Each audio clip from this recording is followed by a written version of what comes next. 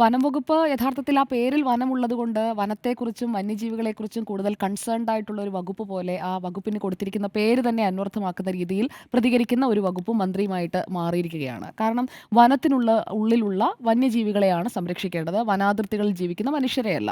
അതാണ് ഒരു പൊതു രീതിയായിട്ട് അവലംബിച്ചു വരുന്നത്. അതിൻ്റെ ഫലമായിട്ടാണ് ഇപ്പോൾ നമ്മൾ കണ്ടുകൊണ്ടിരിക്കുന്ന കാര്യങ്ങളെല്ലാം.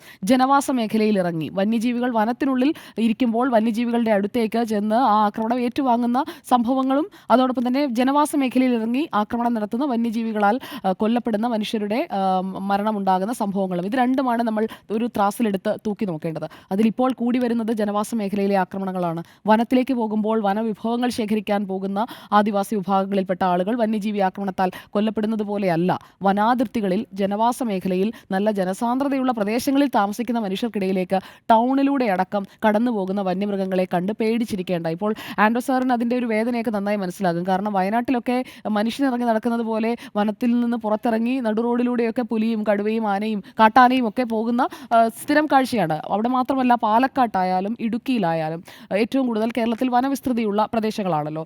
എനിക്ക് വനവകുപ്പിനോട് പറയാനുള്ളത്, ഇനിയും ജനങ്ങളുടെ ക്ഷമ പരീക്ഷിക്കരുത്. വനവകുപ്പ് ഇങ്ങനെ ക്ഷമ പരീക്ഷിച്ചിട്ടുണ്ടെങ്കിൽ അതിൻ്റെ വില അറിയാൻ പോകുന്നത് LDF സർക്കാരായിരിക്കും. LDF സർക്കാരിന് ഒരു ക്ഷീണം ഉണ്ടാക്കാൻ പോകുന്നത് വനവകുപ്പിൻ്റെ പ്രവർത്തനമായിരിക്കും.